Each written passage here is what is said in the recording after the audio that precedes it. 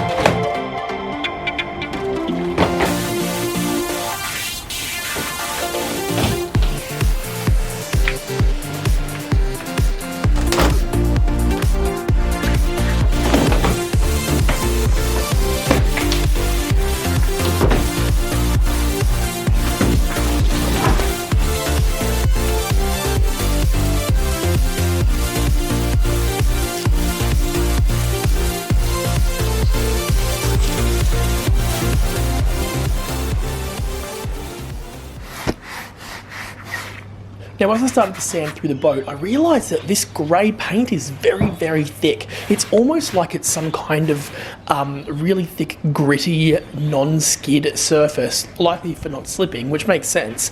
But it's really, really hard to get through. And what I realised is it's been painted directly onto the gel coat, as you can see here.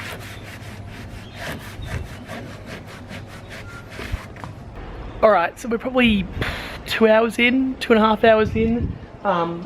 Gutted the inside, which has gone really, really well actually. The grinding and sanding has come up pretty well a treat.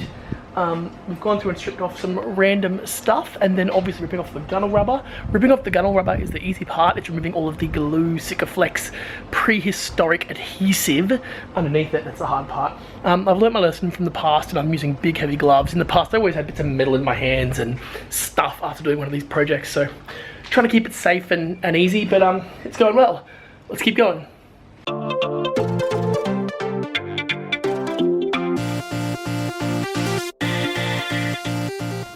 Basically what I'm doing here is cutting off the bulk of it, and then the plan is to come through with the wire brush and remove the rest of it. But it's a lot easier with a knife to go through and just cut away. I'm not too worried about the glass because the truth is this is all going to be sanded back and painted anyway, so I'm not worried about scratching. But basically I'm trying to cut away pieces like this of old Sikaflex and get 99% of it down, like that big chunk there, and then we'll keep going. I might also try the heat gun, see if that makes this a faster process, but really you're not going to get much better than just cutting it away.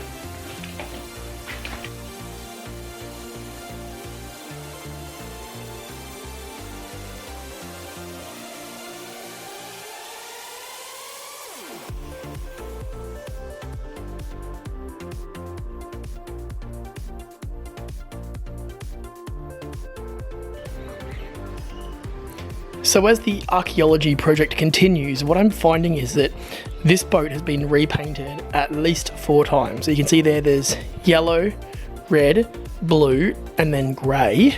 Now, when I sand back the grey, I get to yellow quite quickly. I'd be curious to know what happens if I keep sanding. I suspect what it is the boat was originally yellow. If you look down there below the top deck, around the bolts, it's actually yellow. I suspect the boat was originally yellow. It's been painted multiple different colours over the top, never properly ground back and repainted. Not to say I'm going to do it properly, but I can certainly tell that. I can also tell that the gunnel rubber has been glued on in 3 different ways. So there's black, let me try and get that in focus for you.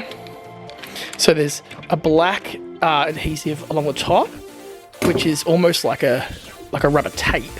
There's really, really hard, old, almost like just a glue, which is interesting. And there's quite soft Sikaflex. Let me find some Sikaflex. I've peeled most of it off already, like this. So that's like relatively, like this here, that's relatively fresh. So you can see that's still very sticky and it's not hard, whereas a lot of the other stuff is very hard. So there you go, that's an example of hard stuff. So if that's Sikaflex, you can literally cut it. Like that was obviously on way before this. So interesting. I don't know if we're ever going to find out the real history, but I'll tell you what, it's an interesting boat.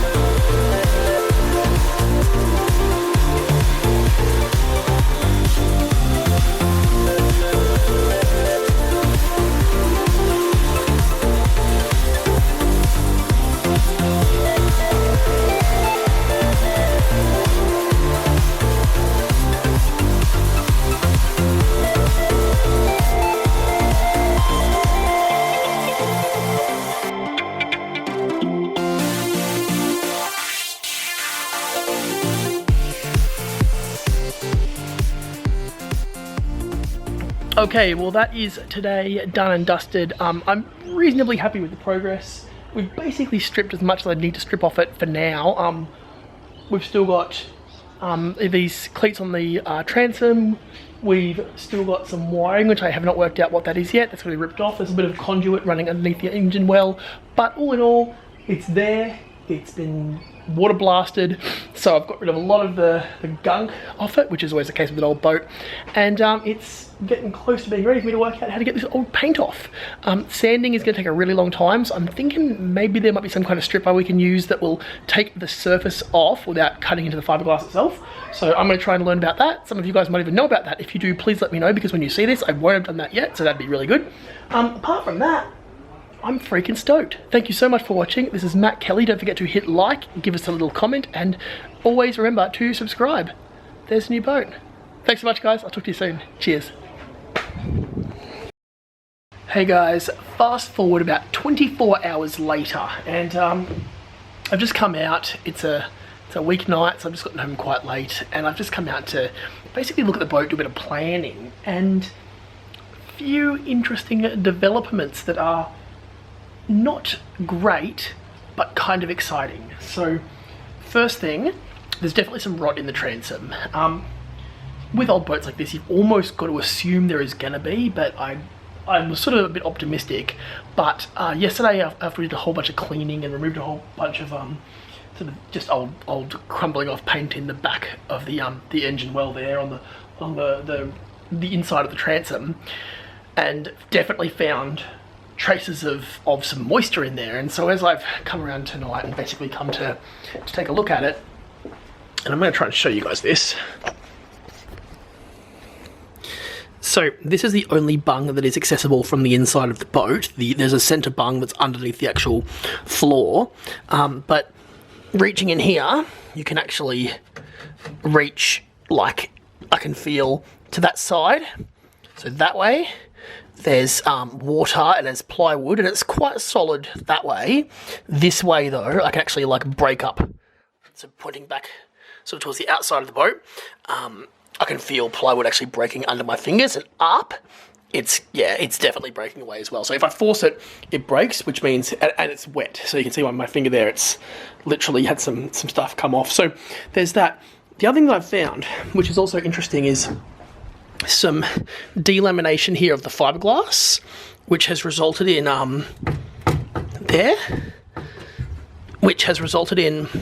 water getting, so when I put water in here, it gets underneath this floor and then drains out of the center bung, which is down here. Now, as much as it feels quite solid from down in here, I suspect that, or at least typically, based on a lot of research I've done, that means that likelihood is, if there's been water sitting under there, it's quite possible the stringers are wet, and if the stringers are wet, they may also be shot. Now, this presents an interesting scenario. The question is, what do you do next on a boat like this?